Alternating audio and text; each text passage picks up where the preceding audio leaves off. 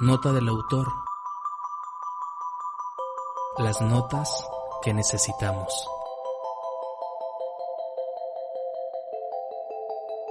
Bienvenidas, bienvenidos.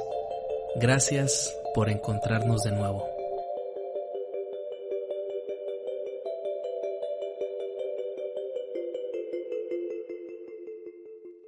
Amigos y amigas de Nota del Autor, muchas gracias por continuar con nosotros. No dejaré de agradecer este gesto tan amable de escuchar nuestro contenido, de leer lo que escribimos y publicamos en notadelautor.com. Gracias. Ya sabe que todo lo que le presentamos, todo lo que publicamos está enfocado al desarrollo humano, al crecimiento personal en sus diferentes facetas. El día de hoy, en este capítulo número 54, al que hemos denominado Abordaje de la Ansiedad, contamos con la maestra Karina Coria Libenson, nuestra invitada especial. Voy a leer a continuación una semblanza de su currículum, ya que su trayectoria es bastante amplia, pero ella nos facilitó un extracto. Ponga muchísima atención a esta trayectoria porque llama bastante el interés y estoy seguro que usted pues va a tomar nota y se va a fijar en el contenido, lo rico que hay en su trayectoria profesional. La escuchamos. La maestra Karina Coria Libenson es licenciada en Psicología por el ITESO, maestra en Terapia Cognitivo-Conductual, miembro de la Association for Contextual Behavioral Science, capítulo México.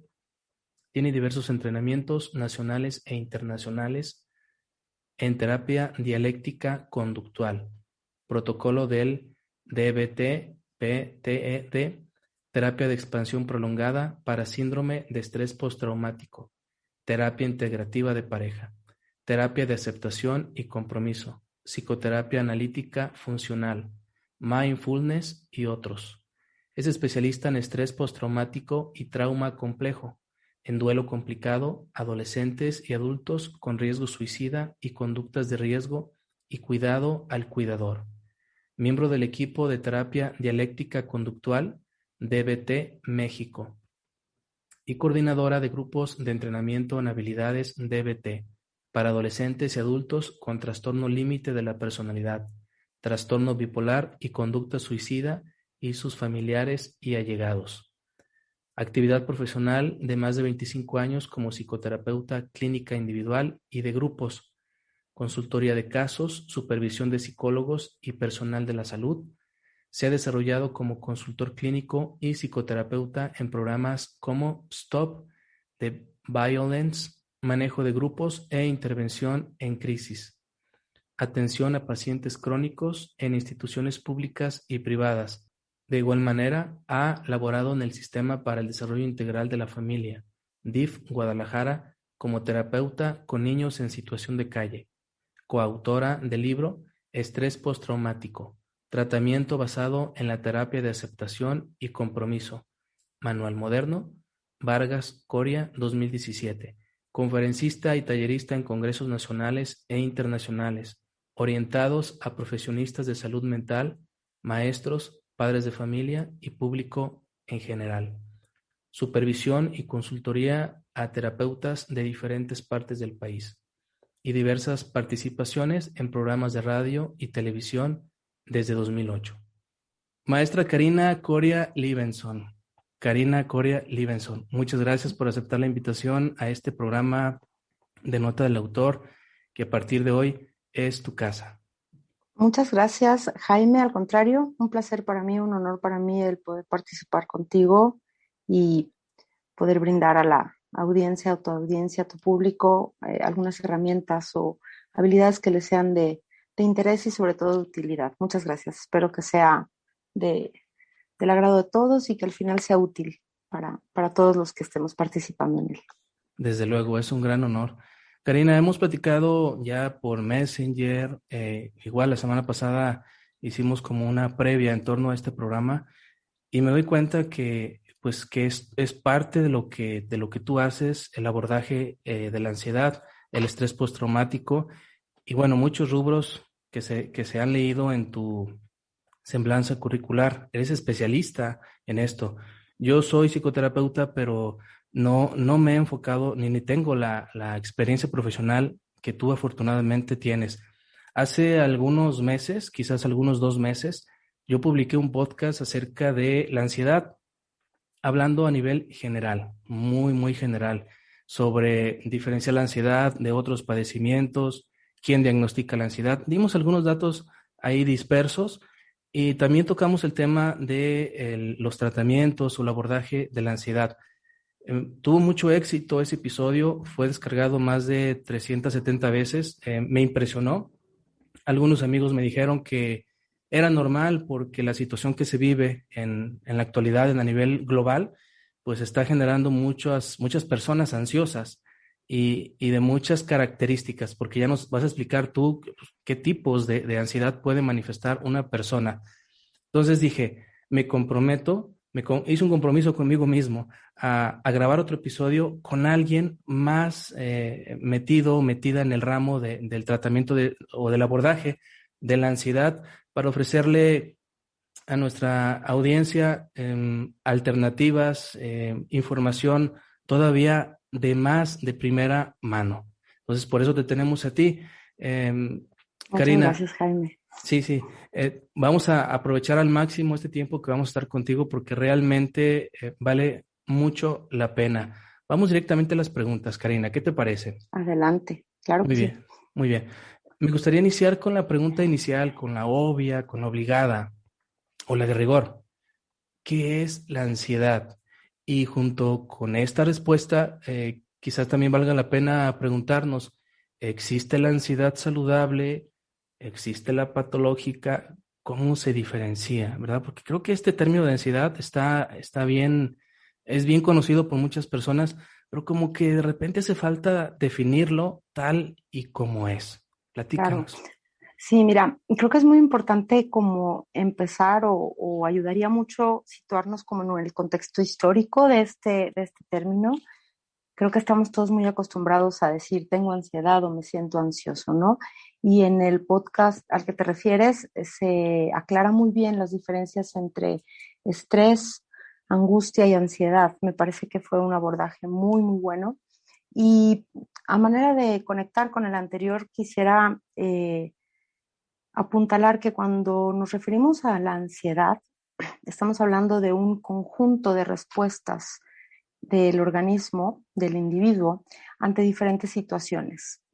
Podemos entender a la ansiedad como una respuesta, una conducta compleja, porque tiene que ver con sensaciones físicas, respuestas físicas automáticas, como bien explicaban, ¿no? Del sistema autónomo, del sistema simpático y el sistema parasimpático, y también tiene que ver con complejos de primer nivel, es decir, cogniciones, estos pensamientos automáticos que no son propiamente buscados por la persona, sino que solamente aparecen de una forma continua y que están, digamos, irrumpiendo o estorbando en su cotidianidad, ¿no? Entonces, cuando hablamos de ansiedad, podemos saber que no es estrés cuando la respuesta que estamos teniendo es una mezcla de factores fisiológicos que ni siquiera entendemos o no sabemos cuándo aparecen, no avisan, solo se presentan de golpe y que al mismo tiempo tienen que ver con nuestros pensamientos o las formas de tratar de resolver o de enfrentar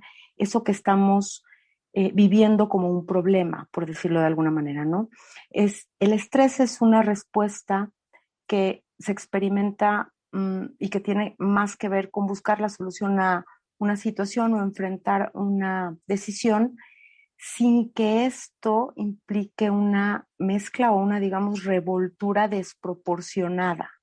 Es decir, que no haya esta conducta emotiva desbordada que no nos paralice.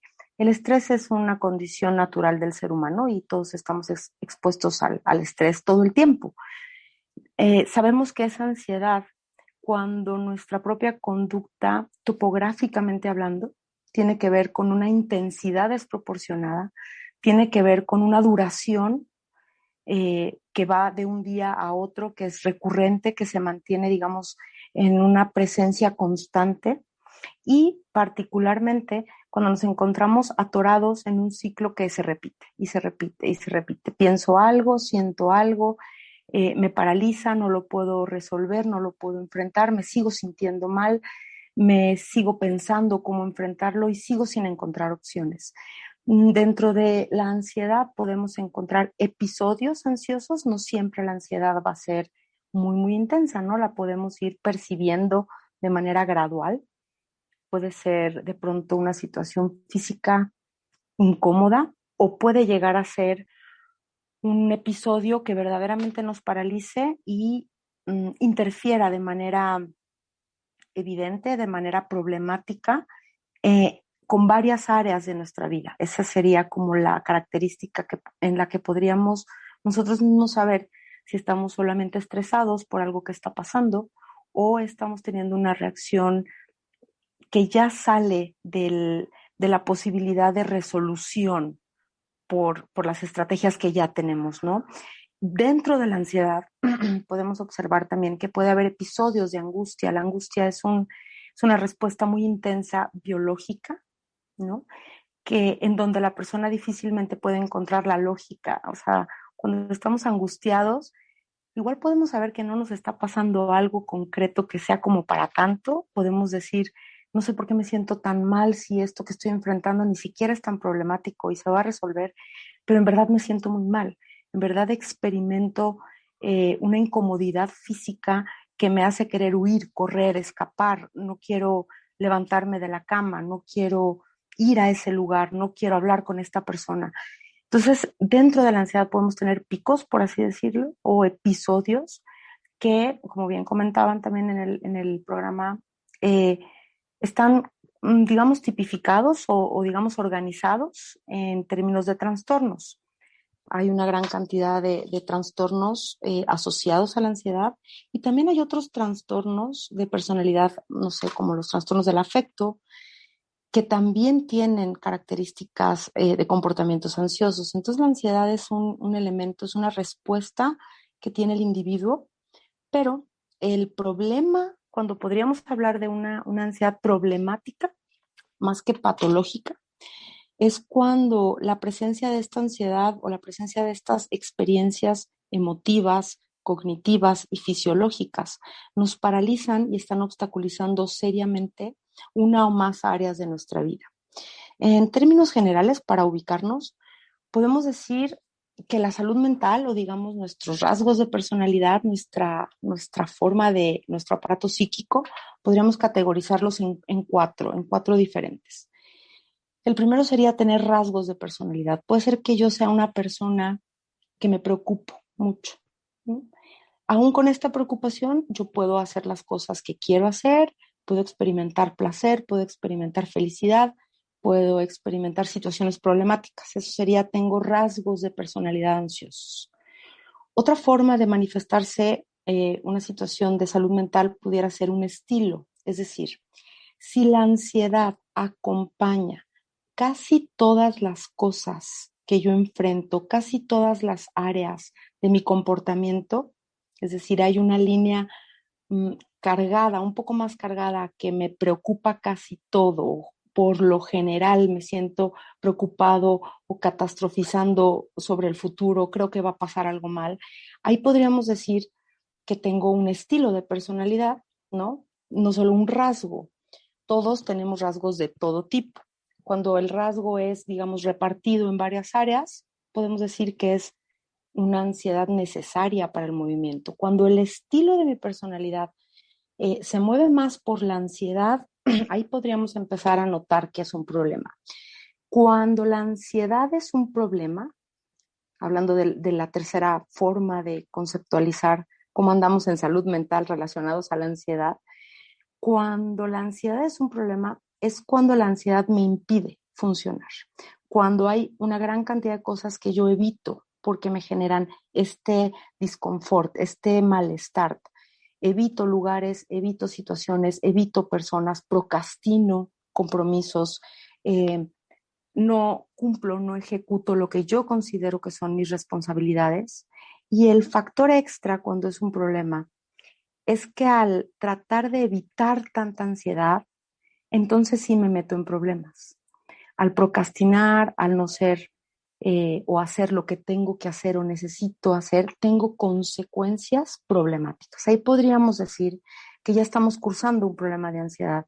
Justo en ese momento es cuando debiéramos de recurrir a una ayuda especializada, es decir, no solamente buscar en mí estrategias o pedir apoyo, pedir ayuda a la familia, a los amigos, a los conocidos sobre cómo resolver lo que creo que estoy enfrentando, sino valdría la pena acudir a una evaluación por un profesionista, por un psicoterapeuta o incluso por un psiquiatra, para saber si esta ansiedad no está siendo mmm, biológica, si nuestro cuerpo no está ya en un estado de alerta tan constante y tan continuo que ya no puede bajar, ya no deja de percibir amenaza. Esto lo observamos mucho en personas con situaciones de estrés postraumático o expuestos al trauma.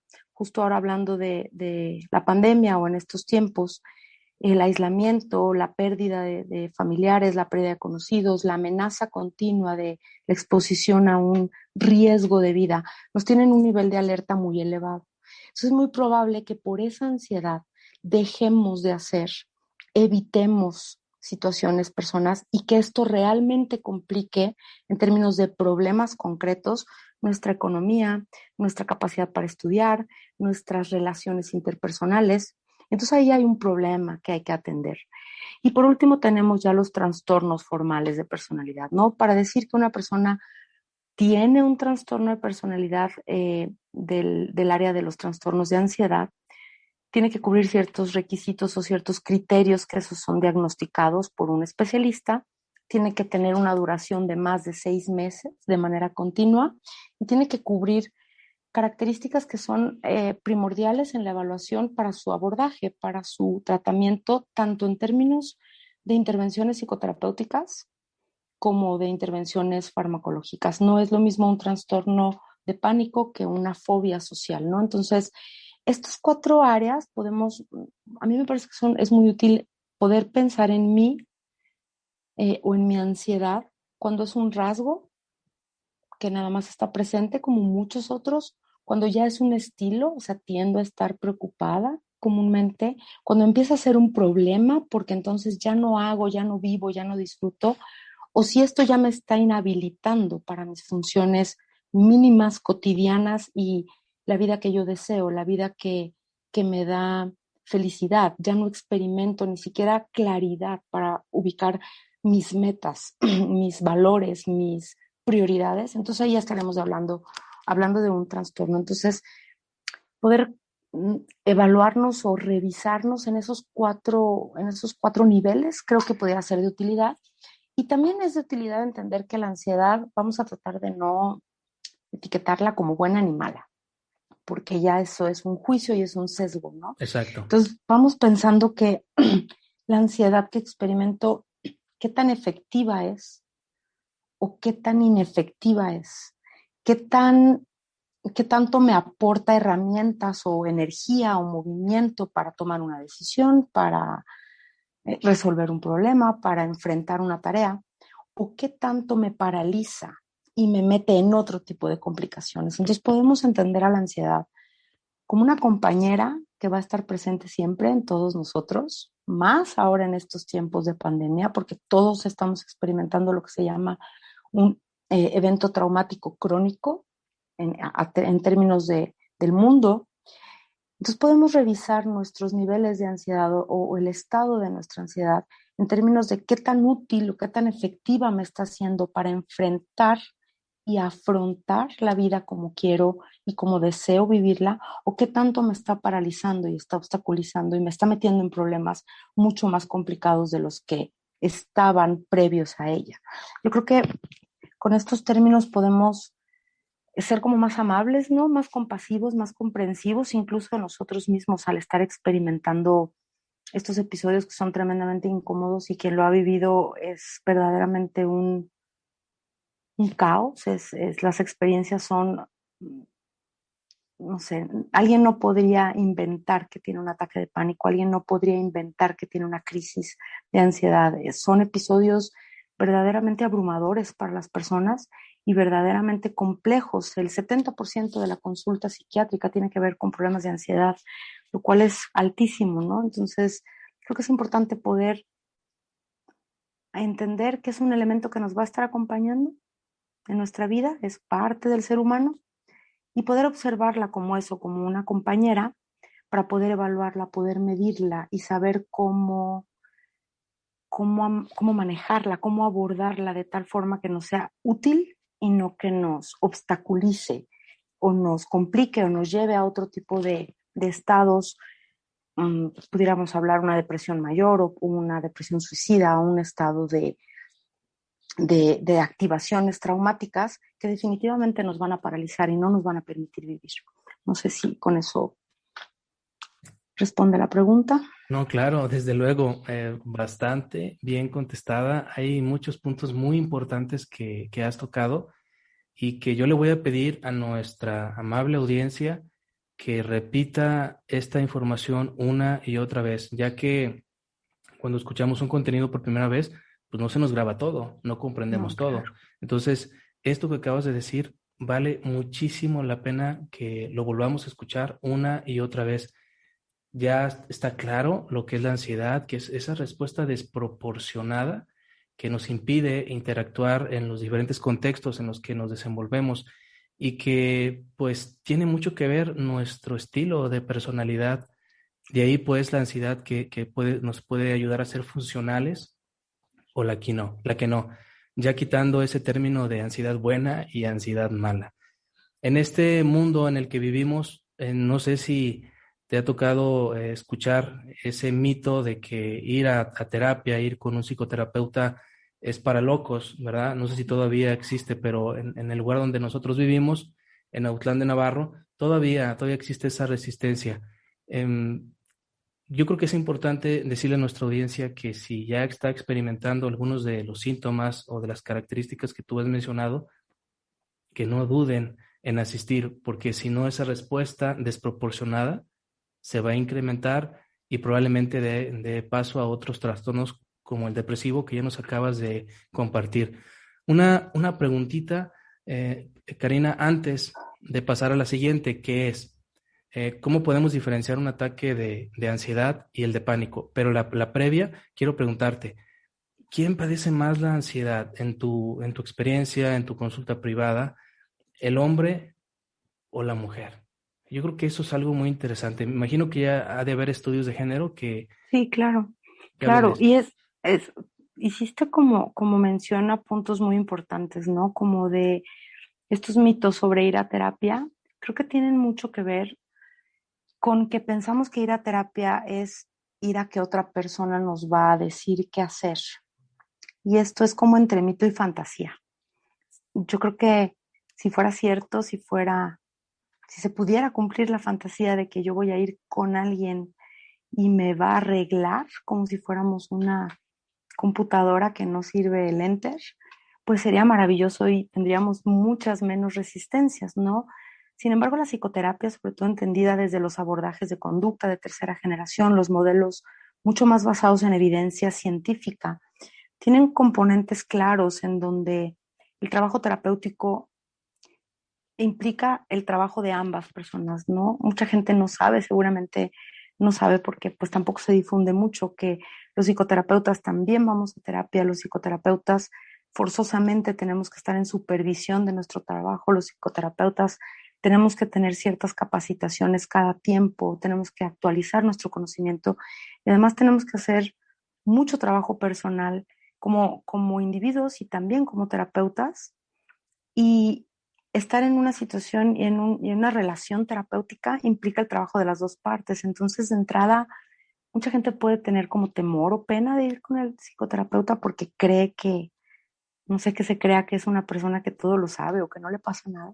Sin embargo, la experiencia de compartir un espacio seguro con alguien que pasa a lo mejor exactamente lo mismo que yo y en donde los dos nos podemos hacer expertos en la conducta que estoy viviendo, en el problema que estoy viviendo, puede bajar bastante el estrés del tema, ¿no? De ir a terapia es para locos y que es locura al final del día, ¿no? También ir a la terapia no quiere decir que uno tenga que ir cuando verdaderamente está a punto de deprimirse y no levantarse de la cama o de sentirse con ganas de morir. La terapia no es para eso, la terapia es justo para lo contrario, para acercarnos a la vida de calidad que deseamos, a la vida valiosa que queremos vivir, ¿no? Y en ese sentido, las diferencias ayudan, esto que preguntas, ¿no? ¿Cómo sabemos si es un ataque de ansiedad, es un ataque de pánico? Mira, históricamente ha habido mucha información, hay muchos artículos, hay un artículo de Rioja muy bueno donde explica muy bien las diferencias en un ataque de pánico. Digamos que el ataque de pánico nos va a paralizar por la respuesta fisiológica. La persona está inhabilitada para nada, ni siquiera para expresar, para hablar, para clarificar qué es lo que quiere decir. Va a haber un desbordamiento muy intenso de emociones y nosotros podemos revisar si eso nos ha pasado en términos del tiempo que me dura esa sensación. Si pasa de 3 minutos a 4 minutos, entonces es mucho tiempo. Yo puedo tener un episodio ansioso o estar muy preocupada por algo, no me va a durar más de 2, 3 minutos la sensación física. Si yo experimento que llevo 3, 4, 5 días teniendo continuamente estas sensaciones, entonces estamos hablando de un episodio, de un ataque de pánico, ¿no? De algo más agudo porque estoy paralizada, estoy atorada en este mismo ciclo. Y una crisis de ansiedad puede tener picos. Yo puedo estar muy ansioso por un evento que voy a enfrentar dentro de un mes y a lo mejor hoy no me siento tan bien y estoy pensando mucho en esto, pero al rato ya me ocupo en otras cosas y pasa. La ansiedad como crisis puede tener picos claros de respuesta fisiológica o de activación fisiológica incómoda y luego baja, y luego vuelve a subir y luego baja. Cualquiera de las dos es suficiente motivo para acudir a un especialista. No, no habría que llegar a esos niveles. Eh, Históricamente, bueno, los estudios nos dicen que los hombres son más tendientes a experimentar trastornos por ansiedad que las mujeres y que las mujeres tendemos más a desarrollar trastornos depresivos. También hay otros estudios muy interesantes y al menos en mi experiencia clínica, mmm, yo veo a la ansiedad y a la depresión como primas hermanas. Imagínate que son primas hermanas de la misma edad y que siempre andan juntas y van a todos lados. Nada más a veces una es la que se nota más o la que llama más la atención y la que lleva la batuta de qué vamos a hacer y a dónde vamos a ir. Y otras veces la depresión es la que marca la línea, ¿no? Una de las dos. Actualmente yo no me arriesgaría a decir que se presenta más en hombres que en mujeres, ni al revés la depresión. Lo que sí nos dicen los estudios es que los trastornos por ansiedad que experimentan los hombres alrededor de los 30 años en adelante son trastornos muy agudos de una experiencia emotiva muy, muy incómoda y que verdaderamente traen problemas adaptativos, es decir, la ansiedad no logra pasar a una ansiedad o a un estrés adaptativo sin el uso de fármacos. En los hombres hay más estudios alrededor de esto. Ahora yo creo que con esta situación de la pandemia y de todo lo que hemos estado viviendo el último año, un poco más, eh, yo diría que todos tenemos marcadores somáticos, es decir, nuestro cuerpo nos dice continuamente, ¿no? Cómo andamos de ansiedad, cómo andamos de estrés, cómo andamos de angustia y que debiéramos escuchar más y a poner un poco más de atención a esos indicadores para no dejarlos llegar muy lejos, porque eso sí es una fantasía, el que se va a quitar solo, el que esto que siento, esta angustia, este desbordamiento emotivo se me va a pasar. Estos comentarios que hacemos los seres humanos de pronto con muy buena intención, pero con muy poca utilidad de concéntrate, échale ganas, tienes mucho por qué hacer las cosas, no es para tanto. Son comentarios que difícilmente va a hacer alguien que ha tenido un episodio ansioso en su vida de cualquier tipo, porque no es un comportamiento, como explicábamos al principio, que pase por procesos cognitivos de decisión. Es un comportamiento mixto. Hay activación fisiológica automática, no depende de la voluntad.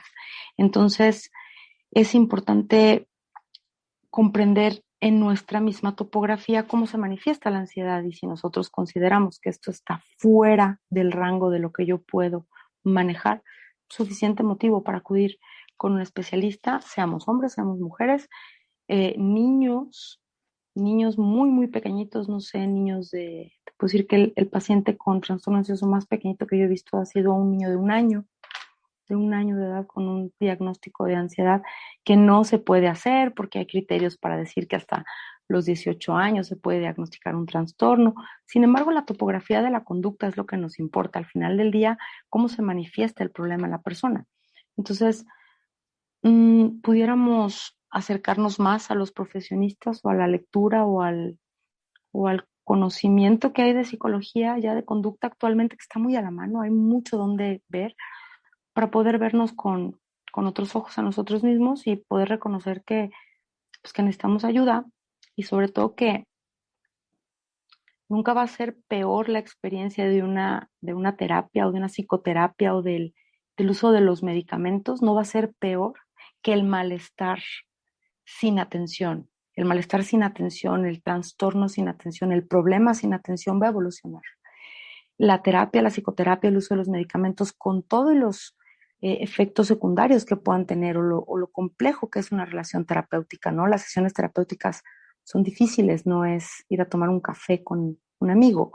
Aún así, a mediano y largo plazo es mucho más doloroso, más difícil, más frustrante la experiencia de una situación problemática o un trastorno de ansiedad que con atención. Entonces, creo que ese es un buen parámetro para decir, peor que como me estoy sintiendo, no me voy a sentir si voy al psiquiatra y voy al psicólogo, ¿no? Sí, claro, claro. Y bueno, muy interesante, muy completa la información que nos estás dando. Y yo la escucho, Karina, muy digerible para nuestro público. Por último, quiero preguntarte, la ansiedad que no nos permite funcionar bien, en algún momento dado yo decía patológica, pero ya los nuevos tratamientos de última generación, pues como que ya están quitando este término de patológico. Están Ah, quitando las etiquetas para que sea todo más exacto, entendible para uno mismo, ¿no? muy Porque bien.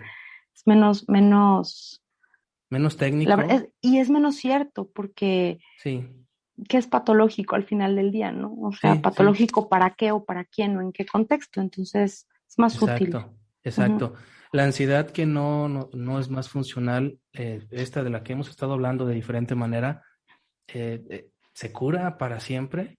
O no se cura? ¿O se trata durante el resto de la vida? Como este niño que comentas ujú, de esa edad, ¿estará en tratamientos toda la vida? ¿O habrá algún abordaje, en vez de tratamiento, algún abordaje que nos ujú. permita Así superar es. la ansiedad y salir adelante? Sí, creo que es la respuesta más deseada por todos, ¿no? Incluso por los profesionistas de salud mental. En los estudios nos dicen que un 30% de las personas que utilizan un tratamiento farmacológico y un tratamiento psicoterapéutico hasta su fin, esto es importante, ¿no? Los tratamientos para la ansiedad, tanto psicoterapéuticos como farmacológicos, son muy efectivos. La gente se siente mucho mejor muy rápido y tiende a abandonar el tratamiento. Esto da pie a recaídas, ¿no? Dejar los medicamentos sin la supervisión del médico o decir, yo ya me siento bien, ya no siento lo que sentía y no continuar la terapia, tiene un índice del 60-70% de probabilidad de recaídas. Entonces, digamos que un 30% de las personas que acudan de manera formal y completa en el tratamiento, van a salir de él y es poco probable que vuelvan a desarrollar un episodio tan agudo como el primero, como el debut, por decirlo de alguna manera.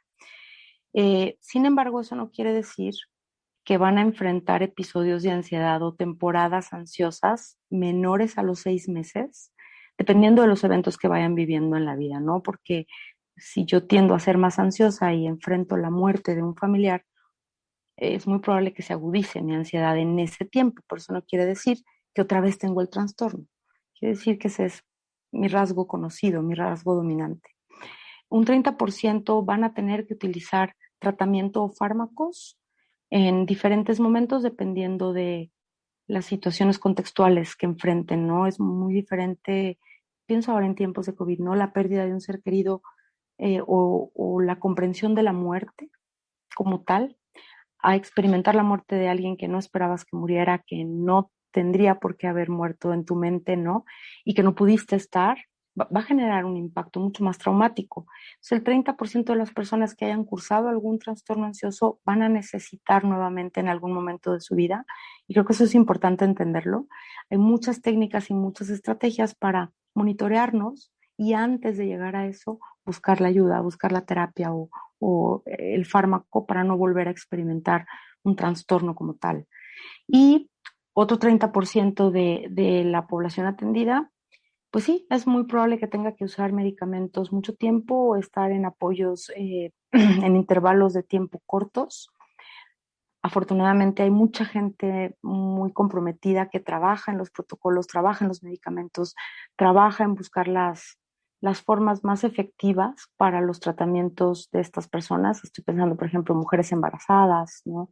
O muchos hombres que tienen trabajos, oficios que tienen que ver con uso de maquinaria o con manejo de personal, ¿no? Que no tengan tanto miedo ya.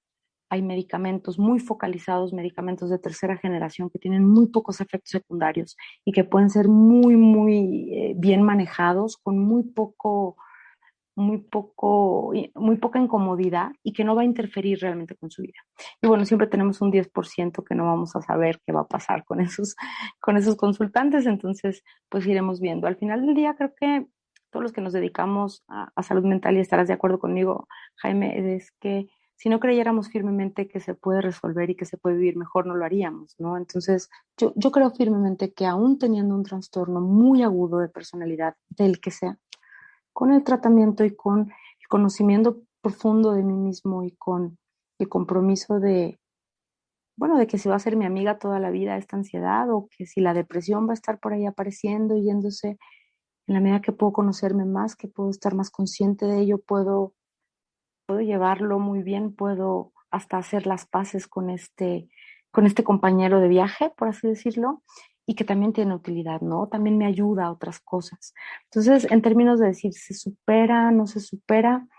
La palabra nunca la he entendido, honestamente, ¿qué es superar?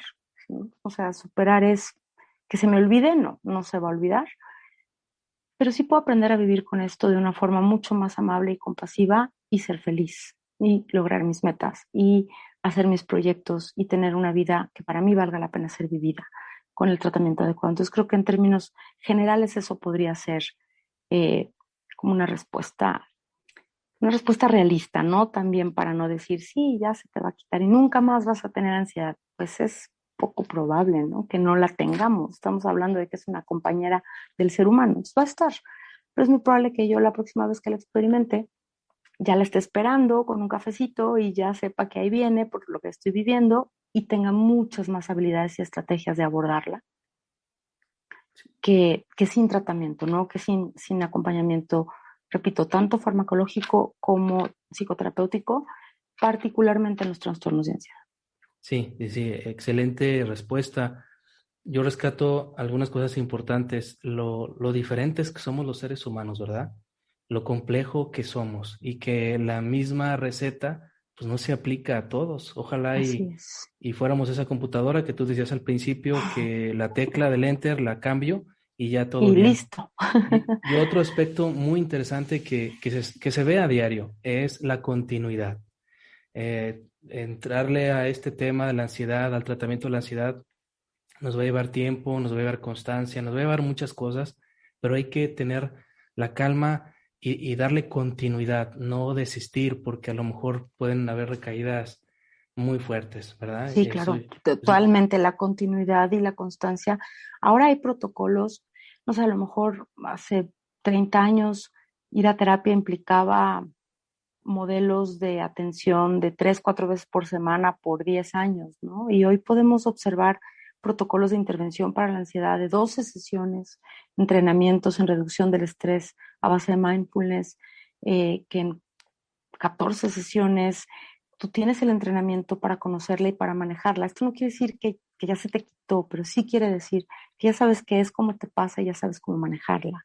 Los protocolos hoy en día son mucho más específicos, más concretos, mucho más cortos y mucho menos caros, porque eso también implica un compromiso pues muy fuerte para los especialistas en salud mental, ¿no? Que la gente que la mayor cantidad de gente tenga acceso a los tratamientos, ¿no? Usualmente o anteriormente eran tratamientos tremendamente caros por la frecuencia y el costo de los medicamentos.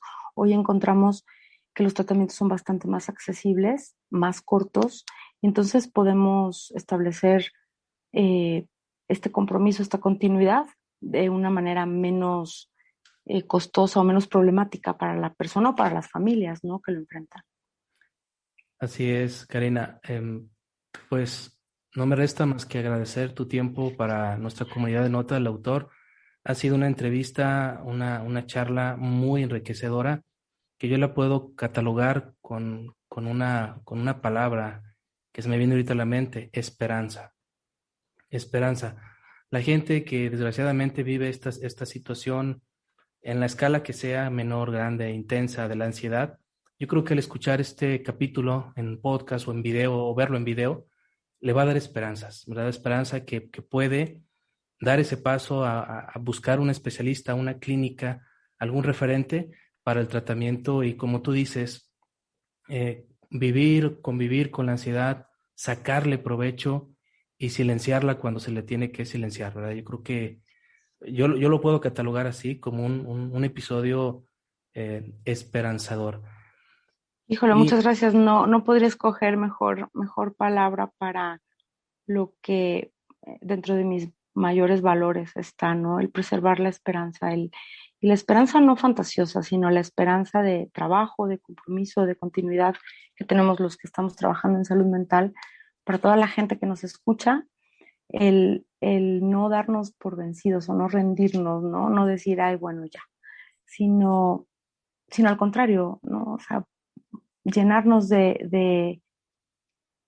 como dicen los abogados, dar el beneficio de la duda de que probablemente puedo hacer algo mejor con esto y puedo estar mejor de lo que estoy, y orientarnos a hacerlo de manera cada vez nosotros con ese compromiso, de manera más rápida, más efectiva con los consultantes, que obtengan lo que requieren y que puedan usarlo, ¿no? Espero que este programa haya sido, pues, que aporte alguna herramienta para quien lo escuche y que le sirva para usarlo rápidamente, ¿no? Que sea algo que no se guarde en el cajón, sino que podamos ver que siempre se puede hacer algo, siempre podemos hacer alguna intervención o buscar alguna ayuda o hacer algún trabajo de aceptación o de conciencia o de cambio para lograr una vida deseable, amable, amorosa, como la que todos deseamos vivir. Muchas gracias por la palabra, me encanta, me voy a quedar yo también con eso. Y ojalá que a todos nos traiga esperanza, también a los profesionistas de salud mental, ¿no? Que también enfrentamos retos muy complejos a la hora de trabajar con los consultantes, que también todos los que estamos enfrentando los efectos de la pandemia, ¿no? Médicos, enfermeras, personal en general de salud, ¿no? Mantener la esperanza en que podemos encontrar la forma de caminar con esto y sobrellevarlo mejor. sí, y mucha de esa esperanza pues está sustentada en la evidencia científica que tú has comentado. A diferencia de algunos 15, 20 años, yo le digo a usted, estimado amigo, estimada amiga, que ahorita se cuenta con más investigación empírica en torno a estos padecimientos y la ciencia puede responder de manera más eficaz, más objetiva a los padecimientos y ofrecerle a usted una calidad de vida mucho más armónica, mucho más, ¿cómo podríamos decirle?, de mayor bienestar, yo creo. Muchas gracias, estimados amigos y amigas de Nota del Autor. Nos estaremos viendo en el siguiente capítulo. Y como le dije al principio, repase nuevamente este capítulo, vuélvalo a escuchar 1, 2, 3, 4 veces para que siga rescatando la esencia de lo que acabamos de escuchar. Con una sola vez, a veces no basta, ¿eh? Quien estuvo con ustedes, Jaime Gómez Castañeda. Lo invitamos a que se siga dando una vuelta por nuestro blog notadelautor.com. Va a encontrar artículos de gran variedad. Nuestro Facebook, Nota del Autor, YouTube también, Nota del Autor, Instagram, Nota-del Autor, y nuestros podcasts. Inscríbanse para que no se pierda ninguno en Spotify, tal cual, Nota del Autor, en iVoox o iVoox, y ya nos colgamos de Google Podcast, donde quiera, usted puede escucharnos. Que tenga un excelente día y sígase cuidando, todavía seguimos en pandemia. Un gran abrazo a todos. Gracias por escucharnos. Hasta la próxima, Nota del Autor.